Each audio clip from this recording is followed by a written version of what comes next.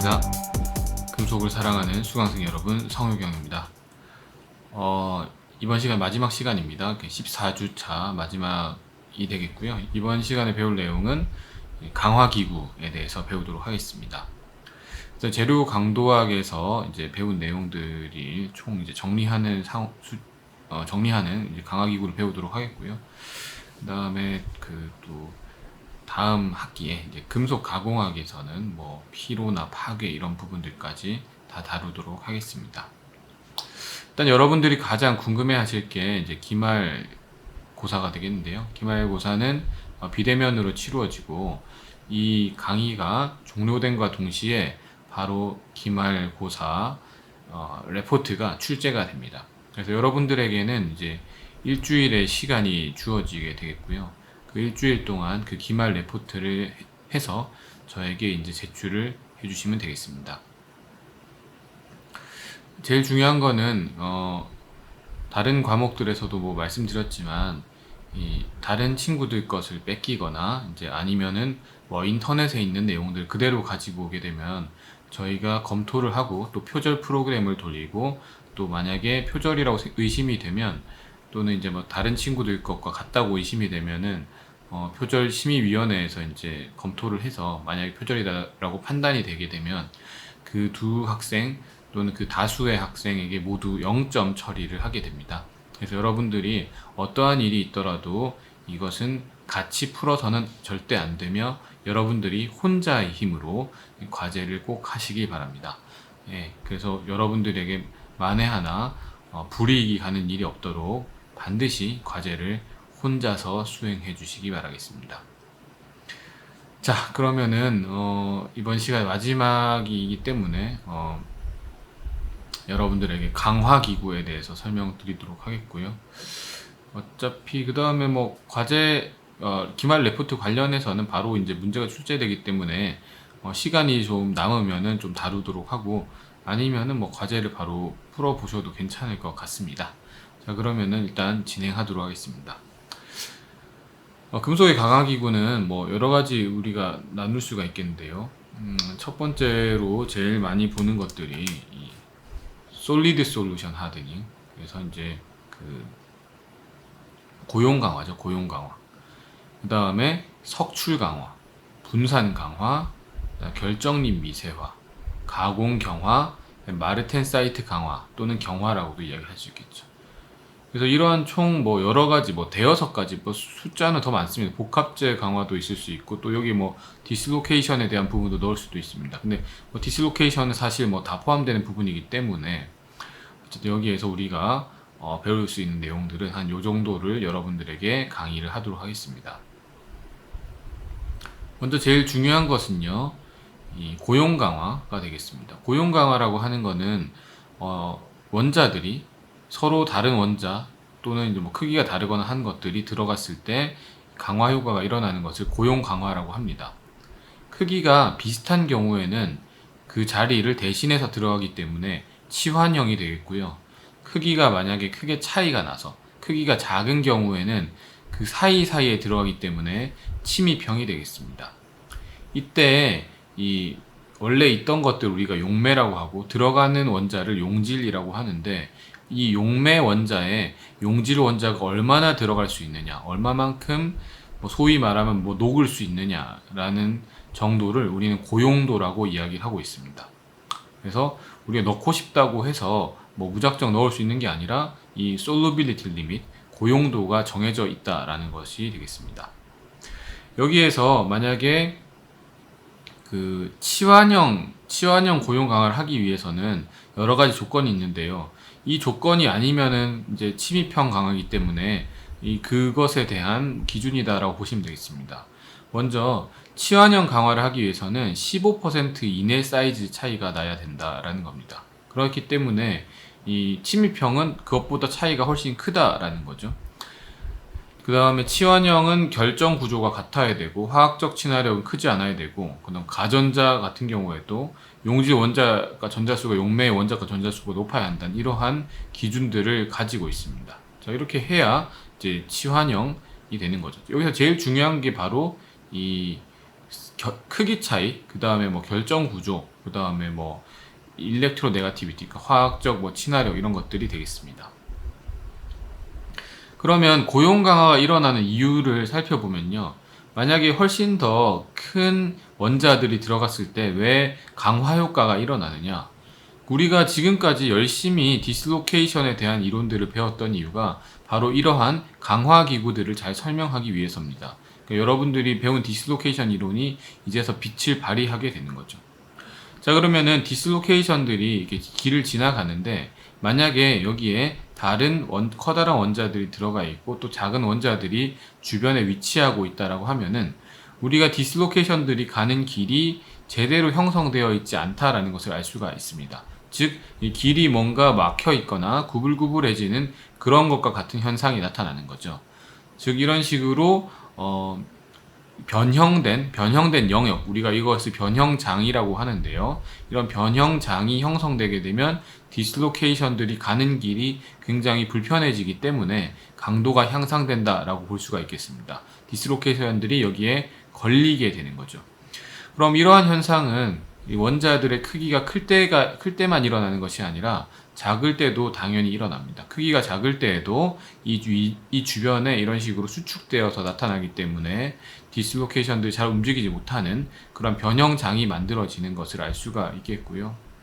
만약에 그 원자의 크기가 같다고 한다 하더라도 만약에 이런 모양이 다르다고 이런 식으로 된다라고 하면은 또 강화 효과가 있을 수 있다라는 겁니다. 그래서 제일 중요한 건 어쨌든 이 원자가 크건 작건 간에 무조건 강화 효과는 생긴다라는 것이 중요한 사실이 되겠습니다. 그래서 이 고용 강화라는 거는 얼마나 더 정도가 어느 정도냐에 따라서 달라지냐면은 일단은 크기 차이가 크면 클수록 훨씬 더 고용 강화도가 더 증가하게 됩니다. 예를 들자면은 여기에서 이 비율 자체를 봤을 때 비율이 뭐 1.1 정도로 낮은 것보다는 1.2 정도로 높아지는 것들이 훨씬 항복 강도가 높아지는 것들을 알 수가 있겠고요. 아까 우리가 말했던 것처럼 뭐 원자가 그 상대적인 원자가 차이에 따라서도 또 증가하게 되겠고 얼마만큼의 많은 원자들이 들어가느냐에 따라서 달라지게 됩니다. 여기 보시면은 순수한 이 폴리크리스탈은 이 정도의 강도를 나타내는데 반해 C1이라는 원자가 더 많이 들어가면 훨씬 더 항복 강도와 인장 강도가 증가한 것을 볼 수 있으며 C2 정도로 더 많이 들어가게 되면 더욱더 증가하는 것을 볼 수 있습니다. 따라서 사이즈 차이, 원자가 차이, 그 다음에 솔루트 아톰량 차이가 양이 증가함에 따라서 고용 강화도가 훨씬 더 증가한다는 것을 알 수 있습니다. 자, 그러면 두 번째로는 이제 우리가 그 석출 강화와 분산 강화에 대해서 알아보도록 하겠습니다. 이 고용 강화는 원자 상태 그대로 어디에 끼어 있거나 하는 상태인데 석출 강화는 단순히 원자 상태로만 있는 것이 아니라 어떤 새로운 상이 석출되어서 나타나서 강화 효과가 일어나는 경우를 말합니다. 가장 대표적인 경우가 알루미늄이나 마그네슘과 같은 합금에서 주로 이러한 프레시피테이션 하드닝, 석출 강화 효과가 잘 발생하고 있습니다.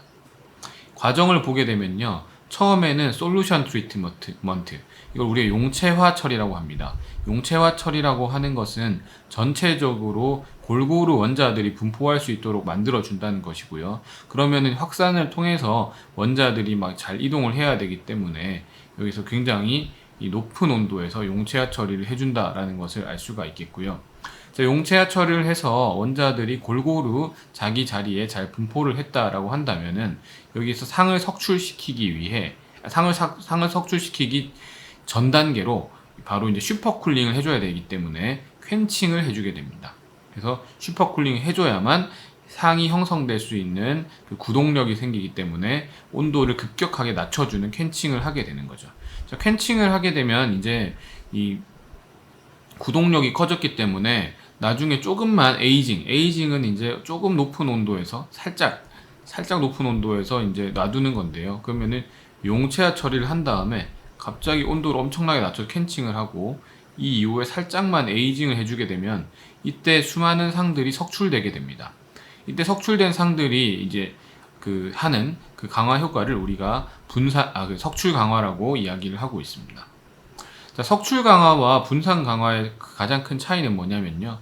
여러분들이 알고 계시는 것들은 대부분 석출 강화가 되겠고, 만약에 분산 강화는 그 온도에 따라서 변하지 않는 겁니다. 예를 들자면은 높은 온도에서 이미 만들어져 있던 것들이 그 온도에 따라 변하지 않고 그대로 남아있다. 즉 온도에 대해서는 안정한, 온도에 따라서 변하지 않는 그런 상들이 분포되어서 강화가 되는 경우에는 석출이 된 것이 아니기 때문에 우리가 분산되었다. 단순히 분산되어서 강화되는 것이기 때문에 분산 강화다라고 이야기를 하고 있습니다.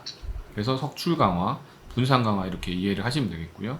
석출 강화의 대표적인 예는 알루미늄과 마그네슘 합금이 되겠습니다.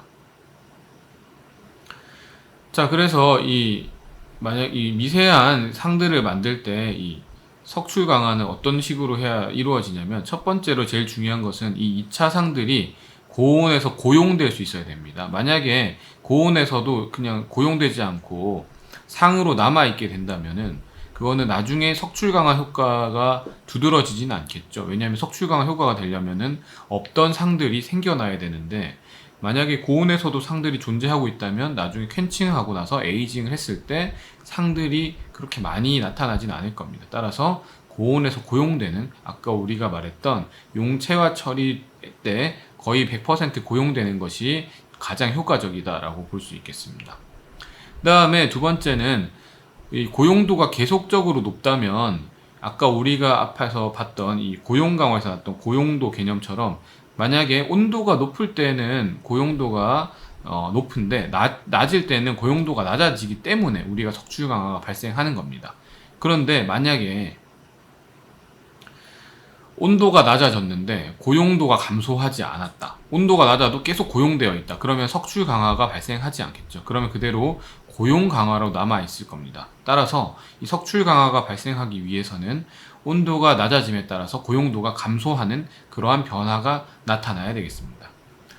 또 가장 이제 중요한 사실들 중에 하나는요, 이 기지와 석출물 사이에서 아예 맞지 않는 부정합이 나타나게 되면은 사실 강도 향상 효과가 떨어집니다. 코이어런시, 정합이 되어야만 강도가 훨씬 더 향상되는데요. 그 이유는 아래의 그림을 보시면 알 수가 있습니다.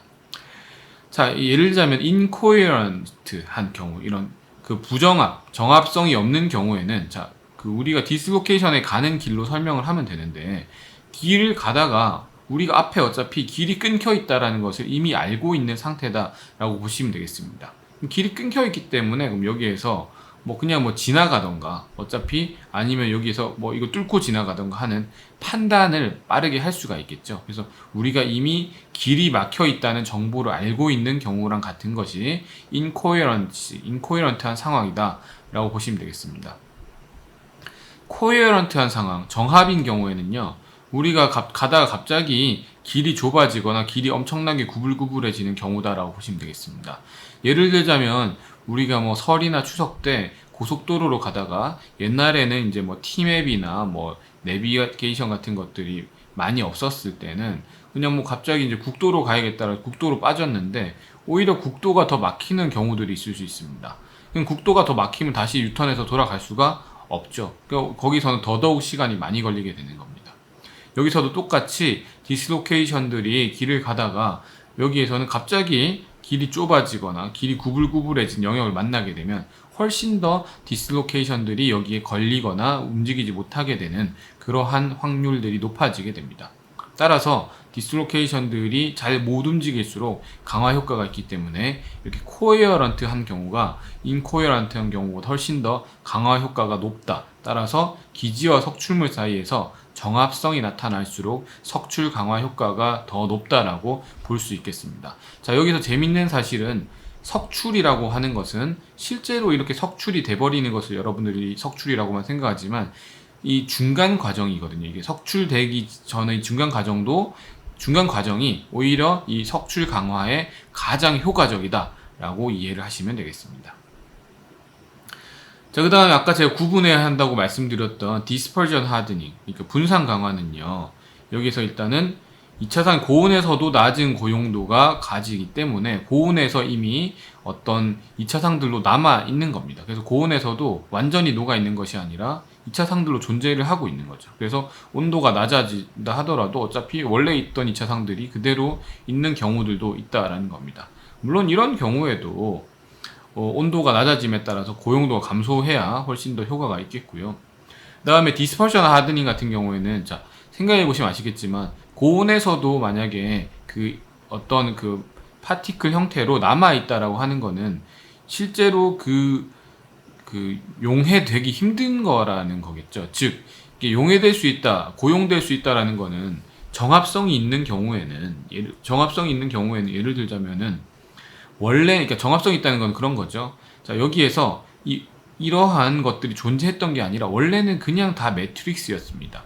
이 사이사이에 뭐 다른 애들이 끼어들고 하면서 고용이 되는 것 같다가 여기서 점점 석출 강화 쪽으로 가는 것이 되겠는데, 이러한 경우는 고용과 석출이 동시에 이제 일어날 수 있는 상황이 되겠죠. 그런 경우에가 주로 코이어런트하고 또한 석출 강화, 프리시피테이션 하드닝이 일어납니다. 하지만 아까 말씀드린 것처럼 보통 일반적으로 디스퍼션 하드닝은 서로 섞이지 않는 경우들이 많다라는 거기 때문에 일반적으로는 정합성이 없겠죠. 그냥 예를 들자면 뭐 매트릭스 기지 조직이 뭐 BCC다 하더라도 이 뭐 안에 있는 이런 2차상 FCC 뭐 이런 식으로 아예 다를 수도 있는 거죠. 물론 이 척출 강화에서도 그런 식의 변태나 변화들이 있을 수는 있지만 제가 말씀드린 거는 그러한 한 예라고 생각하시면 되겠습니다. 그래서 이러한 디스퍼전 하드닝이 분산된 입자들이 성장이나 과시효를 저지하는 데 효과적이다라는 것이 되겠고요. 어쨌든 thermally stable, 온도에 따라서 크게 변하지 않는 경우가 디스퍼전 하드닝이 되겠습니다. 자, 그 다음에 우리가 이런 인코헤런트한 어떤 이 파티클들이 있을 때 또는 코헤런트한 파티클이 있을 때 어떤 식의 차이가 있는지 우리가 살펴보도록 하겠습니다. 자, 디스로케이션들이 자, 여기에서 이제 보시는 것처럼 이 디스로케이션도 이제 여기 있는데 이 디스로케이션이 지나가게 되는 거죠. 이렇게 지나가게 되면은 이 코헤런트한 경우에는 여기에서 디스로케이션들이 어차피 길을 지나가야 되잖아요. 그러니까 지나간다라는 거는 소위 말하면은 이 파티클을 자르고 가는 거랑 같다라고 보시면 되겠어요. 왜 자르는 개념이 되냐? 예를 들자면 여러분들이 배웠던 것처럼 우리 간단하게 엣지 디스로케이션 예를 들어보겠습니다. 엣지 디스로케이션이 여기 지나가게 된다면 만약에 그럼 이게 한 칸씩 벗어나지겠죠. 그럼 원래는 이런 식의 모양을 가지고 있었다 하더라도 엣지 디스로케이션이 지나가게 되면은 이 파티클의 형태가 어떻게 되겠습니까? 뭐 이러한 형태가 되겠죠. 그러니까 이 파티클이 잘린 것과 같은 형태이기 때문에 우리가 잘렸다라는 것을 시어라고 이야기합니다. 그래서 이 시어드 파티클 형태가 생기는 게 바로 코헤런시한 경우가 되겠고요. 그 다음 인코헤런트한 경우에는 자르고 지나가는 게 안 되죠. 어차피 그냥 디스로케이션들이 돌아가야 됩니다. 여기서 돌아서 이제 지나가야 되기 때문에 돌아서 지나가면은 이런 식으로 말려서 들어가는 거죠. 지나가고 나면 하나의 루프가 생기는데 이게 바로 디스로케이션 루프가 되겠습니다. 그래서 크게 봤을 때 뭐 시어드 파티클 디스로케이션 루프가 생기는 이러한 형태로 가공 경화가 일어나기 때문에 당연히 여러분들 아시는 것처럼 코헤런트하고 그다음 시어드 파티클이 생길수록 훨씬 더 강화 효과가 있다라고 말씀드릴 수가 있겠습니다. 이게 이제 석출 강화, 분산 강화, 석출 강화에서 가장 중요한 부분이 되겠습니다.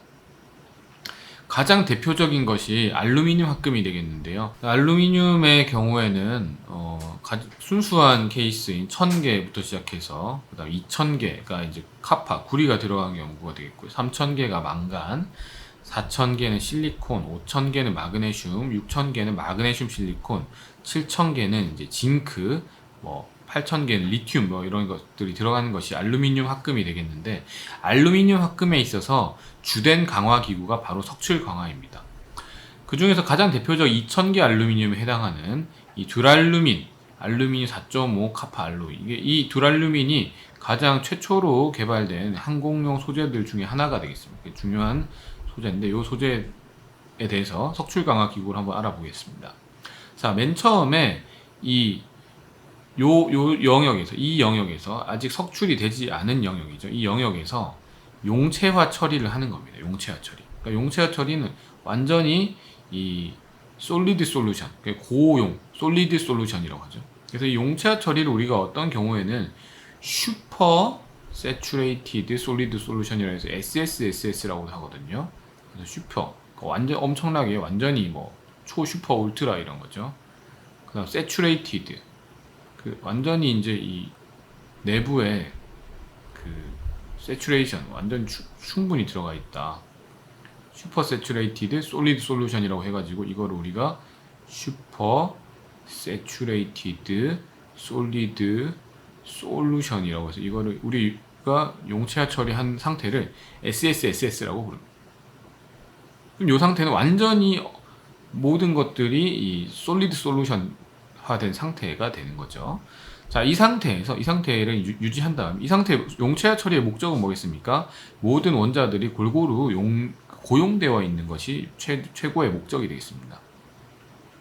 자, 그 이후에 갑자기 퀸칭을 엄청나게 하는 거죠. 퀸칭을 딱 하게 되면, 퀸칭을 하면은 이 상태에서 이 계속 솔리드 솔루션은 그대로 남아 있는 겁니다. 왜냐면 여기에서 뭐 석출될 시간이 도저히 나오지가 않았기 때문이죠. 그래서 그냥 완전히 캔칭하게 되면 그대로 슈퍼 세츄레이티드 상태 그대로 되겠습니다. 자, 만약에 여기에서 XA가 아니라 XD 천천히 쿨링을 하게 된다 라고 하면은 여기에 석출되는 것들을 볼 수가 있습니다. 즉 이 알루미늄 소재는 이 냉각을 시키는 속도에 따라서도 얼마만큼 석출이 되는지가 달라진다라고 볼 수가 있겠습니다. 또한 이 우리가 에이징이라고 하는 것이 온도를 어느 정도 올려서 석출시키는 과정이 되겠는데요. 자, 그럼 보시겠습니다. 여기서 A에서 B로 가는 과정. 그럼 여기서 완전히 캔칭돼서 슈퍼 세츄레이티드 솔루션 상태에서 캔칭돼서 그냥 솔리드 솔루션, 리테인 솔리드 솔루션 남아있는 상태인데 여기서 에이징을 하게 되면 이제 석출이 되기 시작하는 거죠. 그래서 프레시피테이션이 석출상들이 만들어집니다. 굉장히 미세한 석출상들이 만들어지는 경우가 가장 강도가 높은 상태가 되겠습니다. 근데 만약에 이거를 에이징을 너무 높은 온도에서 하거나 아니면 조금 더 길게 하게 되면 이게 오버 에이징, 더 에이징이 너무 많이 했다라는 거죠. 그러면 이 프리시피테이션, 석출상들이 조금 더 크게 형성됩니다. 그래서 이런 크게 형성된 석출상들이 나온다라는 거는 강도는 조금 떨어지게 된다라는 거죠. 그래서 강도가 가장 높은 때는 B가 가장 높고요. C로 가게 되면 강도는 살짝 떨어지는 것을 알 수가 있습니다. 자, 이러한 에이징은 온도를 높였을 때도 일어나는데 온도를 높였을 때 일어나지만 높였을 때 일어나는 경우를 우리가 뭐 T5에서 뭐 T6, T7 뭐 이런 것들이 이제 이 artificial aging이라고 해가지고 인공시효. 그래서 우리가 인공적으로 에이징. 그래서 이제 강도를 높여주는 것이 되겠는데 자연시효도 있거든요. 자연시효, 내추럴 에이징이라고 해서 자연시효는 캔칭을 한 다음에 가만히 놔둬도 상온에서 한 몇 주 지나면 또 이런 식으로 석출이 되기도 합니다. 따라서 알루미늄 시편은 이 자연시효가 발생할 수 있기 때문에 만약에 여러분들이 제조를 하고 나서 이 캔칭을 했다라고 하면은 상온에서 보관하면 자연시효가 될 수밖에 없으므로 이거를 어느 정도는 뭐 냉장 보관하거나 아니면 하는 부분들을 충분히 생각을 해봐야 됩니다. 그렇지 않고 알루미늄 시편을 열 처리를 하지 않았는데 캔칭만 하고 나서 그대로 그냥 뭐 보관하게 되면 자연시효가 돼서 나중에 뭐 상들이 이렇게 생겨 있을 수 있겠죠. 만약에 생각했던 거는 이렇게 뭐 슈퍼 세츄레이션이 되어 있는 그대로의 상황을 생각했는데 나중에 몇 주 지나고 나서 이제 실험해야지 하고 보니까 사실은 보니까 이제 어느 정도 석출이 돼버린 뭐 그런 상황들도 나올 수가 있겠죠. 그래서 그런 부분들을 잘 생각하셔야 되겠고요. 어쨌든 가장 중요한 거는 이런 식으로 석출 강화를 설명할 수 있다. 그래서 캔칭 시킨 다음에 에이징 하면은 훨씬 더 강도가 올라간다 라는 거죠. 강도가 여기가 제일 높고 그 다음 여기가 그 다음이다 이렇게 보시면 되겠습니다. 자, 그래서 에이지 하드닝을 제가 자세히 말씀드리자면은, 처음에는 이제 이 캔칭한 상태에서를 우리가 시그마 제로라고 강도를 이야기를 해보겠습니다. 이제 에이징을 하겠습니다. 자, 처음에 에이징을 하게 됐을 때, 에이징을 하게 되면은 매우 미세한 상들, 거의 뭐 디스크 형태의 미세한 상들이 나타나는 것들을 알 수가 있는데, 이 상들을 처음 발견한 사람이 귀니어랑 이제 프레스톤이라는 사람이 발견했습니다. 그래서 이 사람들이 1961년에 이제 처음에 이거를 발견을 했기 때문에, 이 어떤 영역이라고, 뭔가 이 용질 원자들이 몰려있는 세그리게이션, 클러스터, 같이 이제 몰려다니는 그러한 영역이다라고 해서 이거 GP존이라고 이름을 지었습니다. 그래서 GP존이라는 게 있고, GP존이 거의 이제 한두 줄 정도, 아니면 뭐 디스크 형태로 이제 나타나는데, 그 중에서 단계를 두 개로 나눠서 첫 번째 단계를 GP1이라고 합니다. 그래서 GP1이 한 이쯤에 있는 거죠. GP1, 그 다음 GP2 이렇게 있는 건데, 1이 이제 그냥 캔칭한 것보다는 훨씬 더 그래도 강도가 높습니다. 여기서 조금 더 에이징을 하게 되면 강도가 더욱더 증가하는데요. 왜냐면 여기에서는 구리 원자들이 조금 더 이제 그 줄지어서 길을 막아주는 형태다라고 보시면 되겠습니다. 자, 예를 들자면 GP1에서는 길을 막아주는 역할을 뭐 길 한 칸이나 아니면 뭐 한쪽이나, 예를 들자면 이런 거죠. 뭐 한쪽에서만 길을 막아줬다라고 하면, 이런 데서만 길을 막아줬다라고 하면은 GP 이제 2가 되면은 뭐 그런 데가 더 많이 생기는 거죠. 그래서 GP2가 되면 훨씬 더 강도가 높아지는 것을 알 수가 있겠고요. 그게 조금 더 이제 진전되게 되면은, 또는 이제 뭐 세타 더블 프라임, 그러니까 나중에 최종적으로 석출되는 상은 AL2CU라는 인코헤런트한 상이 석출됩니다. 그래서 맨 마지막에는 이러한 상이 석출되는데, 그 전에 만들어지는 이 GP1, GP2, 그 다음 세타 더블 프라임, 그러니까 세타 더블 프라임이라는 거는 아직 아니라는 거죠. 세타가 아직 많이 아닌데 세타로 가려고 하는 중간상 정도 된다라고 보시면 되겠습니다. 자, 그 다음에 이제 조금 더 에이징을 하게 되면은 세타 프라임이라고 하는 게 만들어지는데, 세타 프라임은 이제 세타가 되기 전 상태가 되겠죠. 세타 프라임도 여전히 이제 강도가 굉장히 높은 상태가 되겠고요. 그래서 여기에서도 훨씬 더 좀 덩치는 커졌고, 그 다음에 이 강도도 높은, 그러니까 세타 더블 프라임, 세타 프라임 다 이런 영역은 강도가 굉장히 높은 피크 에이징 상태다라고 보시면 되겠습니다. 근데 이게 만약에 여기에서 지금까지는 코헤어런트 하잖아요. 코헤어런트 하다는 거는 이 원자들의 선이 쭉쭉 다 연결되어 있다는 겁니다. 연결되어 있는데 이 상이 완전히 석출되게 되면, 나는 이제 뭐 세타 더블 프라임 말고 뭐 세타 프라임 말고 세타로 석출될 거야, 뭐 이렇게 이야기하는 거죠. 예를 들자면 뭐 이게 뭐 왕이 되겠다 했는데, 뭐 왕인데 아직은 뭐 왕자다, 그 다음에 뭐 세자다, 뭐 이렇게 이제 아직 왕이 아닌 상태로 두다가 갑자기 난 이제 왕이 될 거야 라고 하면서 딱 자기 정체성을 드러내는 거죠.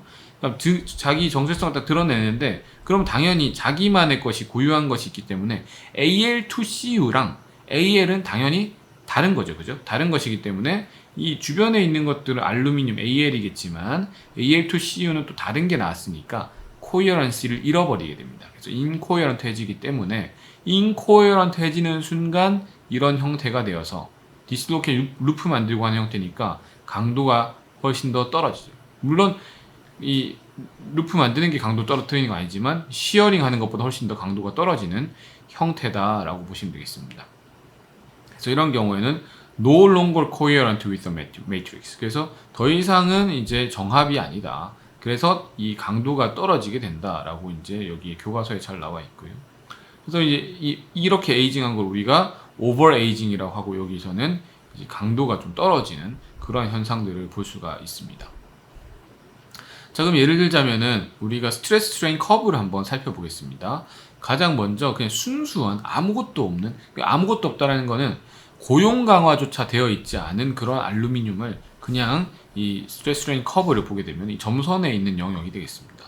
근데 이거를 이제 슈퍼 세츄레이티드 솔리드 솔루션 만들어서 캔칭을 딱 해서 여기에서 이 강도를 측정하기 훨씬 더 높아지는, 이건 고용 강화가 된 거죠. 그죠? 고용 강화됐으니 훨씬 더 높아지는 것들을 알 수가 있겠고요.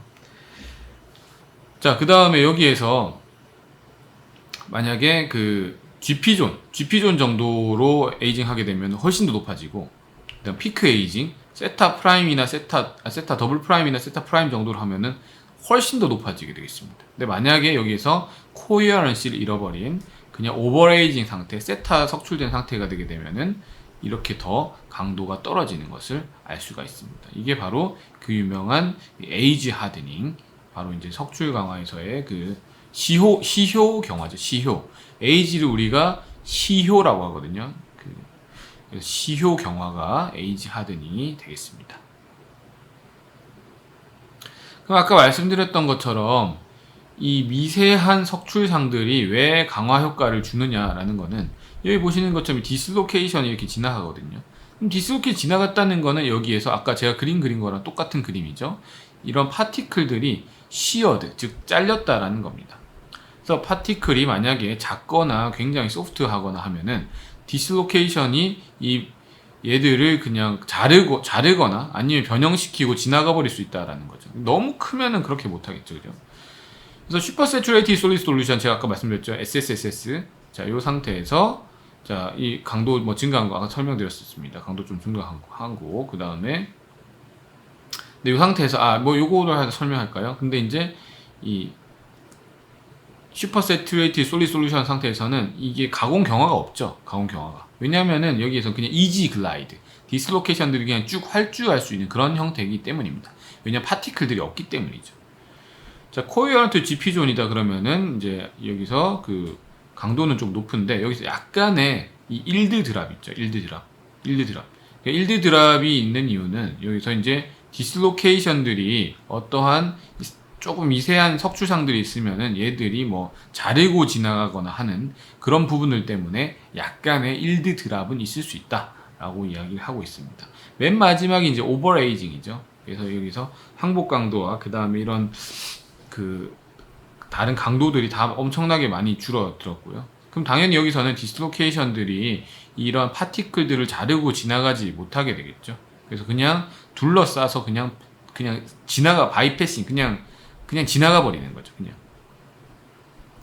그래서 이제 얘들이 코어런트하지 않고 그 상대적으로 더 조대하기 때문에 항복 강도는 훨씬 더 낮게 되겠습니다. 근데 여기에서 이 가공 경화는 굉장히 높죠. 왜냐면은 여기에서 그 디슬로케이션들은 계속 생길 수 있는 거죠. 아까 우리가 봤던 것처럼 여기에서 디슬로케이션들이 여기 루프에 걸리잖아요. 그럼 가공 경화라는 거는 디슬로케이션들이 계속적으로 모여 있고 그다음 못 가게 움직이고 걸리고 하면서 가공 경화가 일어나는 거니까 이 파티클들이 있다라고 하는 것은 디슬로케이션 루프가 생기고 계속적으로 이제 디슬로케이션들이 걸리고 그다음에 그 주변에 뭐 지나가고 하는 형태이기 때문에 가공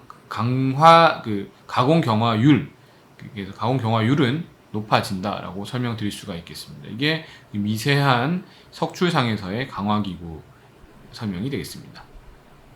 그래서 중요한 거는 이 미세한 완전히 피크 에이지로 가면 또 강도가 높은데 GP존은 어느 정도 매우 미세한 상이기 때문에 자르고 지나가면서 약간의 일드 드랍이 있을 수 있다라는 거. 그럼 가공 경화는 많이 안 될 수도 있다라는 거. 왜냐면 자르고 지나가 버리기 때문에.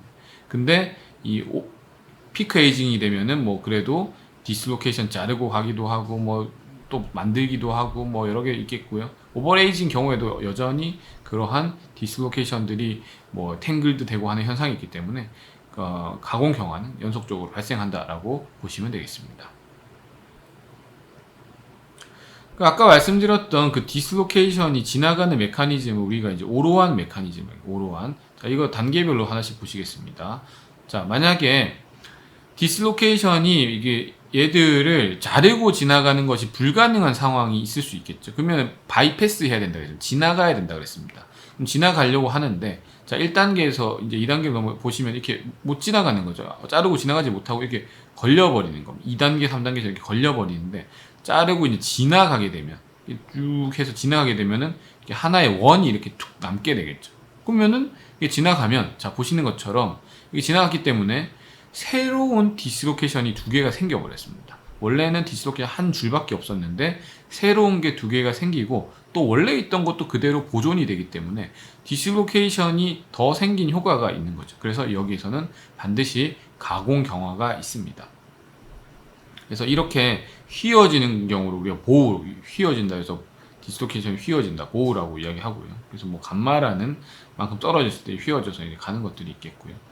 자, 여기에서 이제 이 포스, 이거 뭐 나중에 계산할 수도 있는데요. 여기서 시어 스트레스는 GB, 이렇게 그 시어 모듈러스에다가 버거스 벡터에다가 그 다음에 그 두 파티클 사이 거리 람다 값을 나눠준 값이 되겠습니다.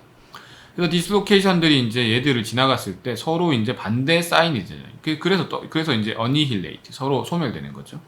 그래서 이 어니힐레이트, 서로 소멸되기 때문에 얘들이 원으로 남는 것이 되겠고요. 그래서 디스로케이션 룹이 얘들을 둘러싸고 가게 되겠고, 그러면은 이제 얘들 지나가고 나서는 free to move on, 그냥 쉽게 지나가 버릴 수가 있는 겁니다. 그래서 이러한 것들이, 이러한 디스로케이션 룹이 남아있는 것, 그래서 이런 게 남아있는 것들이 뭐냐면은 바로 이제 백스트레스. 이제 지나가고 나서 이제 뒤에 스트레스가 남잖아요. 뒤쪽에. 백스트레스라고 하는 것이 되겠습니다. 그래서 이 백스트레스가 남기 때문에 여기에서 이제 또 다른 애들이 올라오면은 또 디스로케이션 만나버리고 해야 되니까 훨씬 더 힘들고 하니까 강도가 올라가는 경우가 되겠습니다. 그 다음에 이렇기 때문에 이제 당연히 뭐 시어 스트레스도 증가하게 되겠고요. 그 다음에 여기서 논 코이어런트한 경우에, 당연히 코이어런트 하면 짜로 지나가니까 논 코이어런트한 경우에 지나가게 되고, 이 가공 경화는 훨씬 더 많이 일어날 수 있다라고 말씀드릴 수가 있겠습니다. 자, 여기에서 이제 중요한 사실은 이 루프가 만드는 것이 바로 이 백스트레스 이펙트다. 백스트레스라고 하는 거는 이런 그 오로한 메커니즘, 오로한 루핑, 이 오로한 메커니즘 중요한 거거든요. 이 석출 강화에서 오로한 룹이 생겨서 백스트레스에 의해서 가공 경화된다라고 이해하시면 되겠습니다. 그래서 두 가지가 시어링, 그 다음에 두 번째는 오로한 메커니즘, 두 가지가 있다라고 보시면 되겠습니다. 자, 그 다음에 이제 아까 말씀드렸던 뭐 이 스트레스 레인 커브를 뭐 다양한 그 결정립들에서 한번 보도록 하겠습니다. 만약에 우리가 이 단결정이라고 생각을 하게 되면요, 단결정이다. 단결정의 이거거든요. 단결정. FCC 싱글 크리스탈이다. 그러면 우리는 보통 이제 일반적으로 보는 것이 다결정 구조거든요. 그래서 우리가 보는 그래프는 이 홀리 크리스탈린이라고 되어 있는 이 그래프를 주로 여러분들이 항상 보는 거죠. 스트레스 스트레인 커브를 그려라 하면은 뭐 이런 식으로 항상 그리는 것을 생각하실 텐데, 자, 만약에 이게 단결정이면 어떻게 되냐? 그럼 단결정은 조금 다르게 나타납니다. 그래서 단결정은 처음에는요, 스테이지 1, 이지 글라이드, 아예 그냥 이 가공 경화가 없는 상황이 생깁니다. 왜 가공 경화가 없느냐? 바로 여기에서는 이 싱글 크리스탈이라고 하는 거는 그레인 바운더리, 결정립 개가 없는 거죠. 자, 폴리 크리스탈은 다 결정립이 엄청나게 많은 거죠. 결정립이 엄청나게 많으니까 뭐 이런 게 많아가지고, 그죠?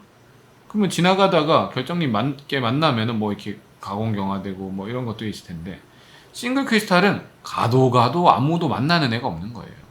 가공 경화 난 되고 싶은데, 그러니까 길 가다가 길이 좀 막혔으면 좋겠는데 너무 뚫려 있는 겁니다. 예를 들자면 여러분들이 뭐 미국 서부에서 뭐 이렇게 운전할 일이 있다, 뭐 그러면은 뭐 길이 끝이 없거든요. 길이 막히질 않습니다. 그래서 끝까지 뭐 쭉쭉쭉 가는 거죠. 그래서 이지 글라이드를 계속 하는데 어느 순간부터 가공 경화가 일어나기 시작합니다. 그게 바로 스테이지 2죠. 스테이지 2. 스테이지 2에서는 가공 경화가 일어나는데, 이때 일어난 가공 경화는 리니어 하드닝. 가공 경화가 여기서는 우리는 어떤 익스포넨셜한 그런 함수죠, 그죠? 폴리크리스탈린에서는 익스포넨셜한 함수인데, 이 싱글 크리스탈에서는 그냥 리니어합니다. 굉장히 리니어. 자, 어쨌든 그리고 가공 경화가 일어나는 이유를 보자면 바로, 자, 예를 들자면 슬립이라는 것은 발생하겠죠. 어쨌든 그 그레인 바운드를 안 만나도. 그럼 얘가 가던 길이 있어요. 얘가 가는 길에 이제 뭐 흔적을 남겼는데, 가다가 아무도 없는데 다른 애가 이제 다른 애도 이렇게 오다 보니 얘가 길을 가던 길이 있었네. 그럼 여기에서 슬립이 발생했겠죠. 지나갔으니까 멈춰야지 하고 지나가는. 다른 애도 어떤 애도 오고 있는데 가다가 여기 막혀 있네. 여기 멈춰야지. 또 길이 막혀 있네. 멈춰야지. 뭐 이런 식으로 되는 거죠. 그래서 이런 것들을 우리가 멀티플 슬립이라고 합니다. 그래서 슬립이 많이 발생하기 때문에 그 이후부터는 바로 가공 경화가 일어나는 거죠. 그래서 멀티플 슬립 때문에 가공 경화가 이제 일어나게 되는데요. 이때는 이 디슬로케이션과 그 다음에 슬립이 발생한 것 간의 차이기 때문에 우리가 충분히 이제 이 관계들은 서로 이제 리니어한 관계다. 1차원적인 관계다라고 보시면 되겠습니다. 왜냐면은 단순히 슬립 발생한 것과 그냥 슬립이 발생할 때 갑자기 뭐 여러 뭐 한 개 하다가 뭐 1000만 개 발생하진 않겠죠. 그래서 그러한 관계들이 선형적으로 증가하기 때문에 리니어한 관계로 나타나게 됩니다. 자, 스테이지 3가 되게 되면요. 스테이지 3가 되게 되면 이제는 더 이상 여기에서 이 그냥 단순히 그 뭐 슬립만 발생하는 것이 아니라 여기서 이제 그냥 어떤 경우에 이제 가다가 이제 못 넘어가고 이렇게 해야 되는데 어떤 경우에는 자 이제 그 여러분들이 스크루 디슬로케이션에서 우리가 배웠잖아요. 가다가 얘들이 어떤 일이 일어나는 크로스 슬립이라 해서 나 못 넘어가는 게 아니라 나 넘어가야지 꿀렁하고 넘어갈 수가 있겠죠. 그죠? 그 스크루 디슬로케이션의 이제 평행한 컴포넌트 넘어간다는 거 여러분들이 이미 배웠습니다. 그런 식으로 뭐 이렇게 나 가다가 길 막혀서 못 갈 것 같은 데가 아니라 나 길 그냥 넘어가야지라고 하면서 꿀렁 넘어가는 게 바로 이게 크로스 슬립이 되겠죠. 넘어가 버리죠. 이런 식으로. 크로스 슬립이 발생하기 때문에 그래서 이제 다시 이 워크 하드닝 레이트가 감소한다. Decreasing rate of work hardening due to an increase in the degree of cross 슬립이 발생하기 때문에 훨씬 더 워크 하드닝이 잘 안 된다 라는 것을 여러분들이 아실 수가 있겠습니다. 자, 그 다음에 그레인 바운더리라고 하는 것이 사실 굉장히 이제 재밌는 친구인데요. 그레인 바운더리는 뭐 다른 사람들이 뭐 GB, 뭐 GB라고 이야기도 많이 하고요. 그레인 바운더리, GD는 아니고요. GB라고 해요. GB, 그레인 바운더리. 그래서 뭐 이 서브 바운더리 이런 것도 있는데 그레인 바운더리는 제일 중요한 게 이거예요. 미스오리엔테이션 앵글, 미스오리엔테이션 앵글입니다. 이게 제일 중요한 겁니다. 자, 무슨 말이냐면 자, 여기에서 이 그레인 바운더리는 결국에 양 그레인 사이에 있는 겁니다. 이쪽 그레인과 이쪽 그레인 사이에 있는데 자, 중요한 건 한번 보시겠습니다. 그럼 이 점선이 그레인 바운더리죠. 근데 이 점선이 그레인 바운더리인데 이 그레인 바운더리의 특징을 한번 잡아보면은 자, 여기에서 선을 하나 그어볼게요. 그럼 여기서 하나 선을 그어볼게요. 여기서 각도가 나오죠. 각도, 세타라는 각도가 나오고 이 각도 차이 이 각도를 뭐라고 하느냐 이 각도를 우리가 미스 오리엔테이션 앵글이라고 합니다. 그러니까 오리엔테이션이 방향이잖아요. 방위 미스 그러니까 안 맞다 미스 오리엔테이션 맞지 않 방향이 맞지 않을 때 각도 그걸 우리가 미스 오리엔테이션 앵글이라고 합니다. 이게 일반적으로 각도 기준을 사람들이 잡아놨거든요. 15도를 기준으로 잡았어요. 15도를 기준으로 했을 때 이것보다 더 크다라고 하면은 하이 앵글 그레인 바운더리. 그래서 이거를 하이는 한국말로 고잖아요. 고. 그 다음에 이 경계잖아요. 이게 그레인 바운더리 경계니까 고경. 그다음 각도니까 각. 그레인 바운더리는 개. 고경각계라고 하고요. 로우 앵글 그레인 바운더리. 이거는 이런 거죠. 15도보다 낮은 거. 이런 게 로우 앵글 그레인 바운더리죠. 그거는 우리가 저경각계라고 이야기를 할 수가 있습니다. 뭐 이렇게 15도를 기준으로 그레인 바운더리를 정리할 수가 있죠. 그러니까 예를 들자면은 그럼 이게 무슨 의미냐? 가다가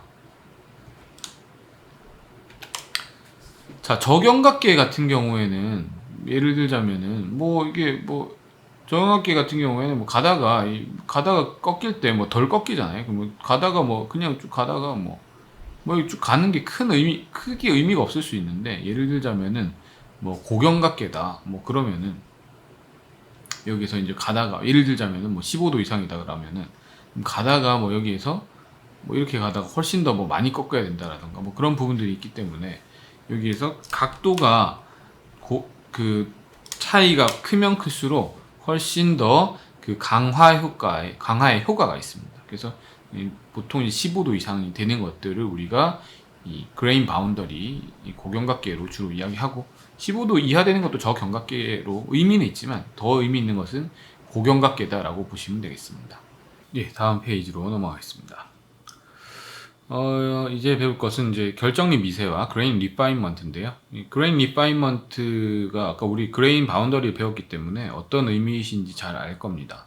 일단은 그 그레인 사이즈가 작아지면 작아질수록 강도가 높아진다라는 건데요. 여기 보시는 것처럼 그레인 사이즈가 이제 마이너스 2분의 1이니까 이쪽으로 갈수록 작아지는 거거든요. 그레인 사이즈가 작아지면 작아질수록 여기 보시는 것처럼 이 강도가 높아지는 이 현상을 우리가 결정립 미세화, grain refinement라고 합니다. 자, grain이라고 하는 건 여기 보시는 것처럼 길을 가다가 여기서 디스로케이션 길을 가다가 길이 끊겼네 어떻게 하지라고 하면서 여기 몰리는 거거든요, 그죠? 그런 것들이 이제 계속 발생하기 때문에 이러한 관계를 나타낸 것들을 우리가 그 유명한 홀 패치 릴레이션이라고 합니다. 자, 홀 패치 릴레이션이라고 하는 것은 그레인 사이즈가 작아지면 작아질수록 강도가 증가한다는 건데 이 공식을 쓰시면 되겠습니다. 그래서 이 공식이 이거를 넘기시면 델타 시그마가 되겠죠. 시그마 변화량이라고 하는 것은 K는 이제 개수가 되겠고요. D의 마이너스 2분의 1승이 사실은 좀 어려워 보이지만 사실 간단하게 생각해 보면은 루트 D분의 1이거든요.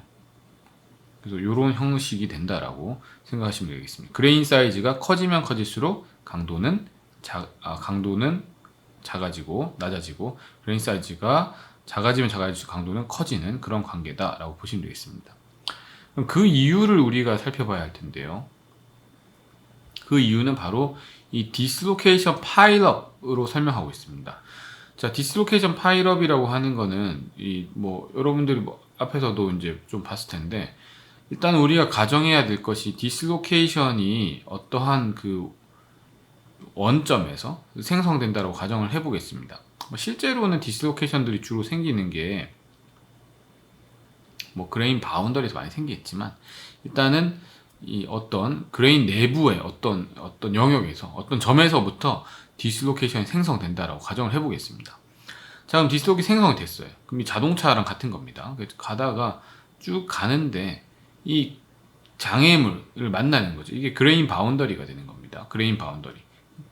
그러면 우리가 그 추석이나 설에 만나는 그 하이패스가 아닌 그러한 톨게이트를 생각하시면 되겠습니다. 그 하이패스가 안 달려 있으니까 그래서 못 넘어가는 거죠. 너무 엄청 정체되겠죠. 그러면은 우리가 여기에서 이 두 개 사이의 간격을 우리가 아까 람다라고도 했는데 이 람다라고 하는 거를 평균적으로 이 이동 거리를 우리가 평균적이니까 평균적으로 자유롭게 free 그 다음에 이동할 수 있다라고 하니까 path mean free path라고 이야기를 해보겠습니다. 그럼 이제 mean free path 이렇게 자유롭게 이동할 수 있는 그러한 거리가 있는데 처음에는 이 거리가 멀겠죠. 왜냐하면 자동차들이 100km씩 달릴 테니까 거리가 멀 텐데 이 하이패스도 없는 이쪽으로 가게 되면은 엄청나게 느려지겠죠. 그래서 mean free path 자체가 굉장히 짧아지게 됩니다. 이 짧아졌다라는 거는 무슨 말이냐? 여기에서 파일업 쌓여 있다라는 거죠. 못 가고 쌓여 있다라는 겁니다. 그래서 이 디스로케이션들이 파일업 되었기 때문에 자, 그럼 여기에서는 이런 상황 어떤 상황이냐면 그럼 우리가 이 전달 능력을 일로 준 거랑 같은 형태죠. 왜냐? 디스로케이션이 이쪽으로 움직인다라는 거는 전달 능력을 일로 주어졌다라는 겁니다. 그럼 이쪽의 전달 능력을 따라서 디스로케이션 움직이는데 일로 가야만 하는데 못 가는 상황이 발생했다. 그러면은 실제로는 이 스트레스가 없는 것 같지만 뭔가 우리가 스트레스로 해석을 하면 합력이 0이 되어야 되니까 뭔가 뒤로 작용하는 스트레스가 있을 것이다. 그래서 여기서도 이 백스트레스라는 개념이 들어갑니다. 그래서 디스로케이션 파일업에서도 이 디스로케이션 백스트레스에 의해서 강도가 향상된다. 그래서 백스트레스는 항상 이제 강도를 향상시키는 역할을 해주는 것이 되겠는데요. 여기 모식도를 보시면 이러한 식으로 생각할 수가 있겠죠. 만약에 디스로케이션이 있으면 점점 더 이 사이 거리가 짧아지는 건데 이거를 우리가 TEM으로도 확인을 한 결과가 있습니다. 여기 보시면 이게 다 디스로케이션이거든요. 근데 디스로케이션들이 이렇게 있는 뚝뚝뚝 있는 점점 어떻게 됩니까?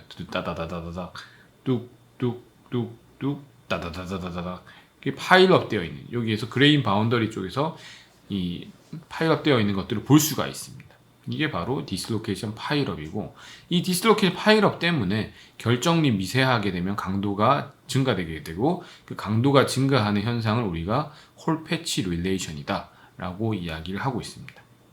그래서 이 결정리 미세화하는 건 굉장히 중요한 컨셉이고요. 많은 재료학자들이 지금도 오늘 이 순간에도 결정리 미세화를 하는 다양한 방안들을 고심하고 논의하고 있습니다. 그래서 결정리 미세화를 통해서 강도를 향상시키고자 굉장히 많은 노력들을 하고 있죠. 자, 그 다음에 이 SCB 모델도 같이 보시겠는데요. SCB 모델이라고 하는 거는 이 그레인들을 일단 우리가 이렇게 가정해 보는 거죠. 자, 그레인들이 하나하나가 이 모양이 변하지 않는다라고 가정을 해보겠습니다. 일단 처음에. 그레인들이, 그럼 만약 여기에서 이런 식으로, 이런 다면체 형태로 생긴 거는 이 모양 그대로라는 거죠. 얘도 이 모양 그대로, 얘도 이 모양 그대로다. 그럼 여기에서 잡아 당기게 되면 모양은 변하지 않겠지만 얘들이 뭐 틀어지거나 멀어지거나 뭐 이렇게 되는 상황들은 발생하겠죠. 얘들이 옆으로 가고 틀어지고 뭐 이쪽으로 가고 뭐 멀어지고 하는 상황들이 발생하게 될 겁니다. 그럼 이런 식으로 되는 게 바로 우리가 변형이 되겠죠. 그럼 이 변형이 되었을 때 두 가지 케이스밖에 존재할 수가 없습니다. 첫 번째는 두 그레인 사이가 비어 있는 이 보이드가 생기는 경우가 이제 존재하게 되겠고요. 이렇게 점으로 나타냈죠. 그 다음에 또 이 두 개가 겹치는 경우, 오버랩 되는 경우, 이런 식의 두 가지 경우로 나타낼 수가 있습니다. 자, 이 두 가지 경우를 모두 다 우리가 디스로케이션을 통해서 나타낼 수가 있겠는데요. 만약에 이렇게 오버랩된 경우에도 여기에도 I 사이에 디스로케이션들이 이렇게 있더라. 그 다음에 뭐 이게 둘 사이가 비어 있는 경우에도 그럼 디스로케이션 이렇게 있더라라고 이제 만들 수가 있겠죠. 그럼 이렇게 되면 우리가 이 변형을 줬을 때는 무조건 반드시 이렇게 디스로케이션들이 생길 수밖에 없습니다. 그래서 디스로케이션들이 항상 이런 식으로 생성되게 되는 거죠. 그럼 우리 처음에 그냥 필요한, 원래 있던 전위는 우리가 GND라고 해요.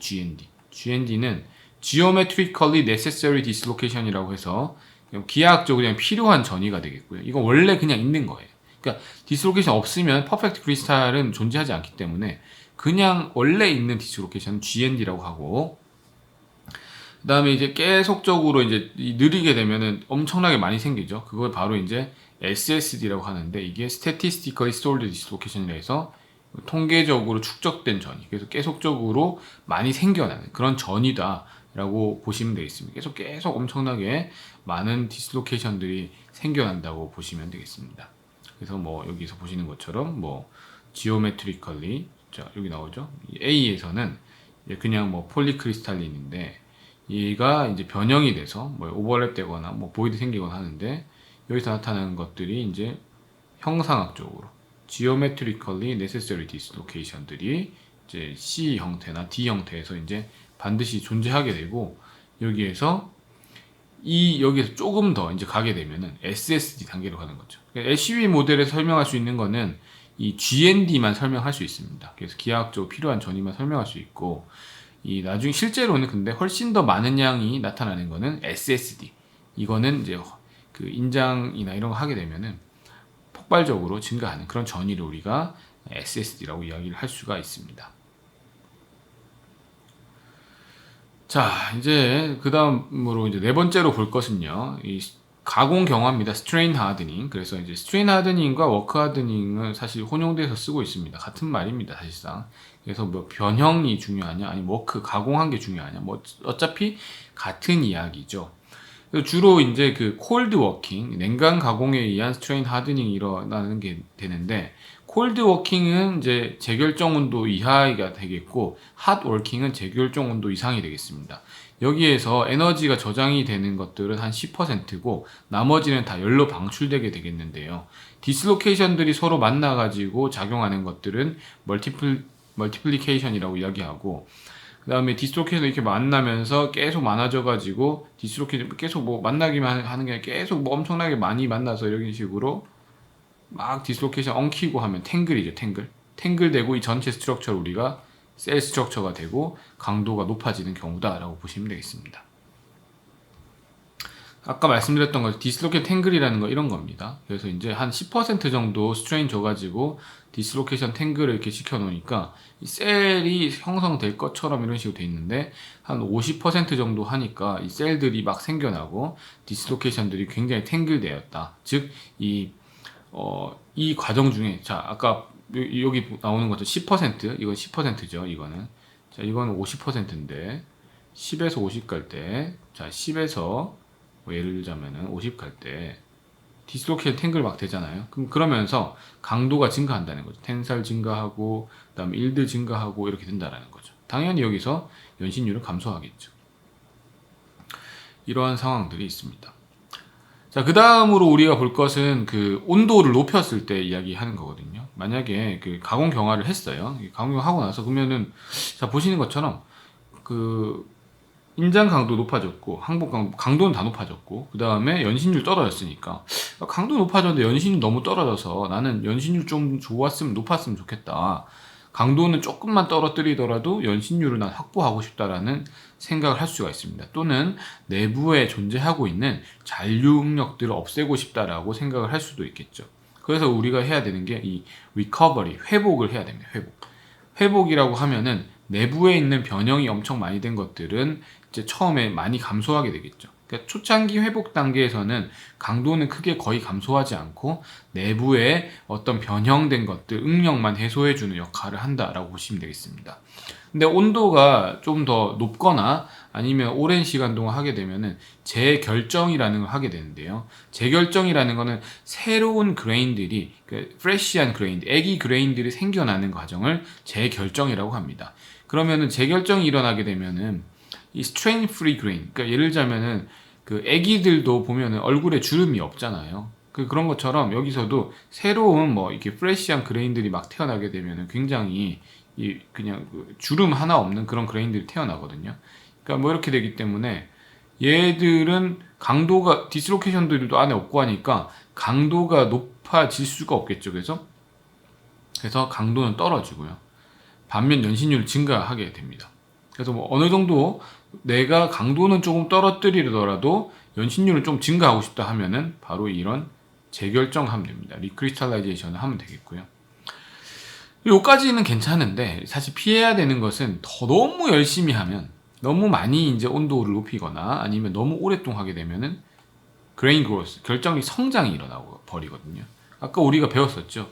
결정리 미세화가 제일 중요한 거거든요. 근데 결정리 미세화가 아니라 결정 성장이 일어나면 우리가 이때까지 노력했던 거, 그러니까 다 된 밥에 재 뿌리는 격입니다. 그래서 다 뭐 결정 미세화하고 다 만들어 놨는데 그레인 그로스 해버리면 아무 쓸모가 없는 거니까 이 그레인 그로스, 결정 성장이 일어나지 않는 단계에서 조절을 해서 우리가 준비를 해야 되겠습니다. 자, 이게 이제 그 회복, 재결정, 그다음 결정, 성장 이 세 단계를 말씀드리는 것이 되겠고요. 재결정 한번 보시면요. 자, 일단은 먼저 일단 콜드 워킹을 했어요. 그러면은 그 냉각 가공을 하면은 여기 보시면 엄청 그 슬립들이 엄청나게 많죠. 슬립 밴드들이 굉장히 많은 것들을 보시죠. 엄청나게 무수히 많은 슬립 밴드들이 있습니다. 자, 그럼 이 상태에서 만약에 한 580도에서 3초 정도, 580도니까 어느 정도 이제 재결정 시키는 거죠. 재결정 시킬 때 보면 여기에서 이 사이사이에 검은색들이 보이시죠? 이게 새롭게 태어난 그레인들입니다. 그러면 이 슬립 밴드 사이에서 새롭게 그레인들이 만들어지는 거죠. 이게 재결정이 되겠고요. 1초만 더 해도 엄청나게 많은 그레인들이 막 생겨나죠. 8초 해버리니까 어떻습니까? 굉장히 많은, 다 재결정 다 돼버리는 거죠. 그래서 우리가 원하는, 뭐 콜드 워킹 한 거에서 조금 뭐 재결정을 하든 그 원하는 정도의 온도와 조건을 맞춰서 우리가 최종 기계적 특성을 조절해야 된다라는 것을 말씀드리겠습니다. 그래서 만약에 한 20%, 40%, 뭐 60% 이렇게 콜드 워킹 각각 했을 때 당연히 이제 경도는 60%한 경우가 높겠죠. 이때 온도를 높임에 따라서 경도가 좀 떨어질 텐데요. 이런 과정들이 우리가 바로 뭐 재결정을 통해서 조절을 할 수 있다라고 보시면 되겠습니다. 자, 다음으로 볼 거는 이제 가공 경화가 일어나기 전에 항복점 현상을 좀 보도록 하겠는데요. 항복점 현상이라고 하는 거는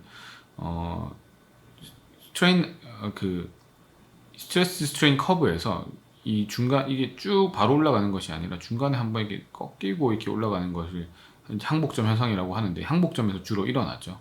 이게 일어나는 것들은 여러 가지 이름이 있습니다. 리더스 밴드 때문이다라고 하고, 뭐 그다음 하트만 라인이라고도 하고, 뭐 또는 스트레처 스트레인이라고 하고, 피오버트 이펙트라고도 하는데, 일단은 보통 사람들이 많이 이야기하는 거는 이제 일드 포인트 피너미넌이라고 그냥 많이 이야기를 하고 있습니다. 자, 이게 일어나는 이유는요. 일단 현상을 먼저 보실까요? 먼저 강도가 이렇게 어퍼 일드 포인트가 증가했다가 이제 이 일드 일롱게이션 이 구간에서는 이 리더스 밴드가 한번 지나가야 되거든요. 리더스 밴드가 한번 쭉 지나가는 것을 볼 수가 있습니다. 그래서 리더스 밴드 다 지나가고 나면 다 변형이 됐기 때문에 이때부터 강도가 상승해서 이렇게 가공경화 되는 것들을 볼 수가 있습니다. 자, 그러면은 여기에서 이 부분은 이제 일두 일롱게이션이라고 하고요. 여기에서 이제 이런 현상이 일어나는 이유는 탄소나 질소 원자들이 원래는 여기에서 디퓨전 해서 이제 할 수 있는 뭐 그런 상태가 되는데, 여기에서 만약에 어떤 디스로케이션들이 폭발적으로 증가해야만 여기에서부터 가공경화가 엄청나게 일어나거든요. 근데 어떤 상황에서는 탄소나 질소 원자들이 움직여서 디퓨전 해가지고 움직여가지고 디스로케이션들을 잡아버리고 할 수가 있겠죠. 움직이니까. 그래서 디스로케이션 움직이려고 하는데 잡아버리고 하니까 도망가려고 하다 잡히고 해서 이 일드 포인트가 나타나는 겁니다.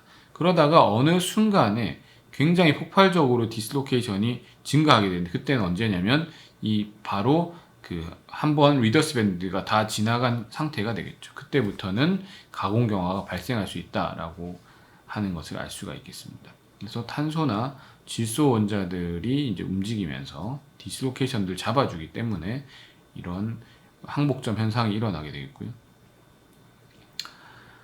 그래서 뭐 어떤 불순물 같은 것들이 많이 있는 환경, 뭐 이런 탄소나 질소 원자들이 돌아다니는 환경, 그런 환경에서 일어나게 되겠고, 여기에서는 얘들이 도망가려고 하면은 뭐 또 솔루트 아톰 또 잡아버리는 그런 상황들이 되겠습니다. 결국에는 얘들을 이제 풀기 위해서는 훨씬 더 많은 디스로케이션들이, 그러니까 얘들이 스스로 풀려나거나 아니면 훨씬 더 많은 디스로케이션이 생기는 경우밖에는 탈출할 수 있는 경우가 없고요. 그래서 이런 경우가 언제냐면은 이 리더스 밴드가 한번 다 지나갔을 때는 이제 충분히 폭발적으로 다 변형이 다 되어버렸기 때문에 이제는 가공경화가 된다라고 보시면 되겠습니다. 자, 그 다음으로 볼 것은 스트레인 에이징이 되겠습니다. 스트레인 에이징은 뭐 이게 우리가 계속 이야기하는 거죠. 스트레인 에이징 현상이 단계별로 하나씩 보겠습니다. 자, 여기에서 이 강도가 이제 증가하고 연신율 감소하는 현상이 스트레인 에이징인데, 자, 이 단계별로 보겠습니다. 자, 일단 첫 번째 단계에서 뭐 일드 포인트 있을 수도 있고 없을 수도 있겠지만 이 A 단계가 있겠죠. A 단계에서 일단은 어떤 가공경화 되려고 하는 그런 A 단계. 그 다음에 여기에서 reason B는, 자, 이제 X까지, 이제 A에서 X까지 갔어요. X까지 갔다가 다시 얘를 이제 이렇게 빼서 다시 실험을 하게 되면은 다시 어차피 여기에서부터 다시 올라간다라는 거죠. 만약에 여기서 reason C가 나타나는 경우는 뭐냐면 400K에서 이제 에이징 해버리면, 에이징 하고 나면 또 다시 항복점 현상이 또 나타나는 현상이 있다라는 겁니다. 그러니까 아까 우리가 봤던 것처럼 이 왜 항복점 현상이 만약 에이징 하면 다시 나타나냐라고 하면은, 여기에서 그 전에 이제 여기 이미 벗어났을 때는 여기에서는 디스로케이션도 엄청 많이 이제 디스로케이션 엄청나게 많이 생겨 있으니까 그대로 올라가는데, 그래서 에이징을 좀 해주게 되면은 다시 이제 디스로케이션들도 풀려버리고 좀 감소하고 디스로케이션 밀도도 낮아지고, 그 다음에 다시금 탄소나 질소 원자들이 이 디스로케이션들을 잡아버릴 수 있는 환경이 발생하기 때문에 여기에서 다시금 일드 포인트가 또 나타나게 된다. 에이징을 하게 되면 그런 것을 우리가 알 수가 있습니다. 그 다음에 이러한 현상이 일드 포인트 피노미나는 그 항복점에서만 일어나는 건데 이게 가공 경화 중에도 발생할 수 있습니다. 가공 경화 중에 발생하는 걸 우리가 다이나믹 스트레인 에이징 DSA라고 이야기하고요. 이때 발생한 이 톱니 모양의 것들을 우리가 세레이션이라고 합니다. 그래서 있죠, 스트레스 스트레인 커브에서 이런 세레이션들을 우리가 발견할 수가 있고요.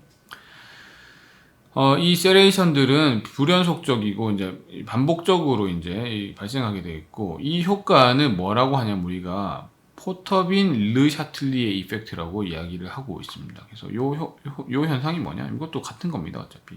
그래서 이제 용질 원자들이 있는데 얘들이 온도가 높아졌으니까, 훨씬 더 이제 그 디퓨전 하기 훨씬 좋죠. 그죠? 우리가 그냥 상온에서 있을 때보다 온도가 높아지면 확산 계수가 높아지기 때문에 훨씬 빠르게 움직일 수 있습니다.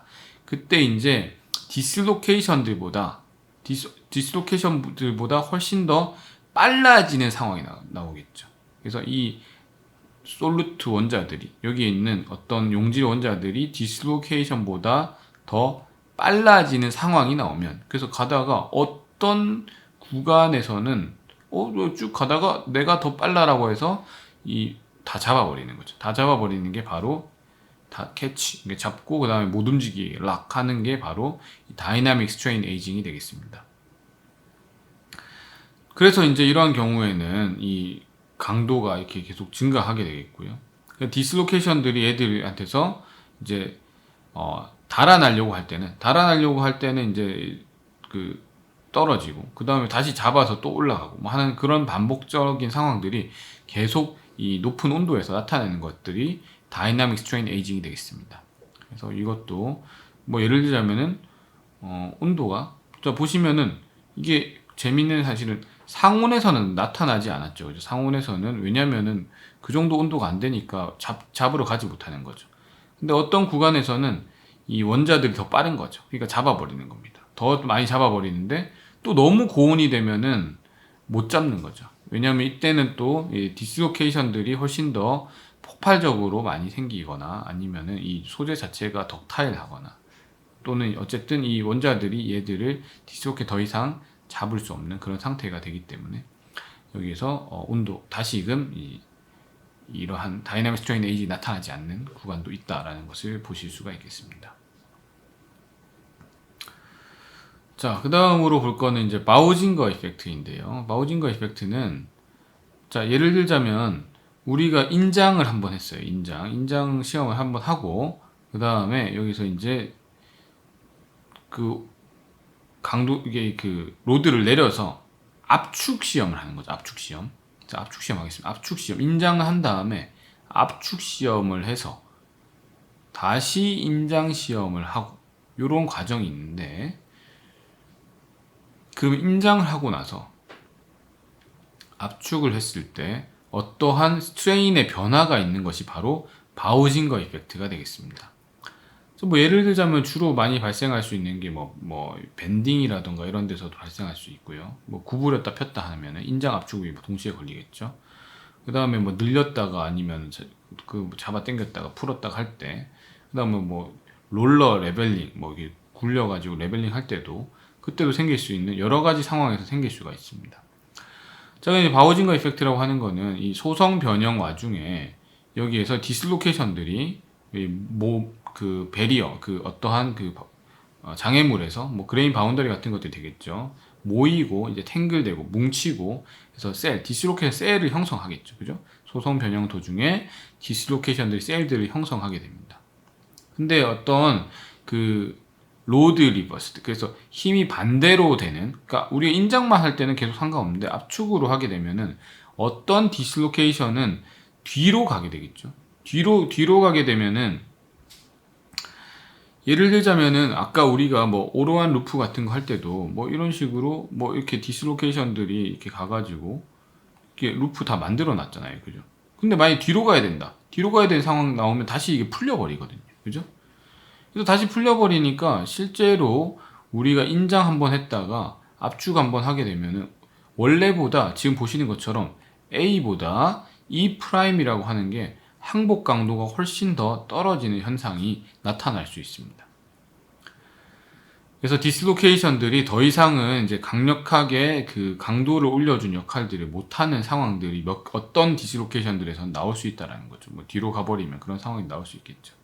그래서 이 뒤로 갔다가 다시 갔다 하면은 그 항복 강도가 떨어지기 때문에, 그래서 이 떨어지는 이 현상을 우리가 바우징거 이펙트, 그래서 인장했다가 압축했다가 다시 인장할 때, 그러면은 그 세 번째, 그러니까 두 번째 인장할 때는 강도가 항복 강도 떨어지는 그 현상 우리가 바우징거 이펙트라고 이야기를 하고 있습니다. 자, 이제 대망의 마지막 마르텐 사이트 하드닝 하면 이번 학기 강의가 종료가 되겠습니다. 자, 마르텐 사이트 하드닝 보시면요. 마르텐 사이트 만들어지면은 강도 높아지는 거 다 아실 겁니다. 마르텐 사이트 종류는 크게 탄소 함량이 낮을 때는 레스 마르텐 사이트, 그 다음에 탄소 함량이 높아지면은 그 플레이트 타입의 마르텐 사이트가 나오게 됩니다. 일반적으로 우리가 보는 거는 0.4, 보통 거의 다 레스 마르텐 사이트. 레스라고 하는 게 뭐냐면요. 레스라고 하는 거, 이렇게 보시는 것처럼 이렇게 쭉쭉 길쭉하게 이런 형태 있죠. 이런 것들을 우리가 레스 마르텐 사이트라고 이야기를 하고 있습니다. 근데 이거를 만약 템퍼링을 하게 되면 우리가 템퍼드 마르텐 사이트가 나오거든요. 템퍼드 마르텐 사이트. 그래서 만약에 템퍼드 마르텐 사이트는 여기 보시는 것처럼 이런 점 같은 것들이 세멘타이트거든요. 세멘타이트들이 다시 석출되는 형태. 즉 마르텐 사이트는 레스 형태로 되어 있어서 그런 세멘타이트 석출이 없지만, 여기서는 이것도 거의 이제 그런 거랑 같은 거죠. 이거 내부에 다 고용되어 있는 거예요, 탄소들이. 근데 이제 그 템퍼링 하게 되면 좀 석출되는 그런 것들을 볼 수가 있습니다. 강도는 좀 떨어지지만 연신유친가죠.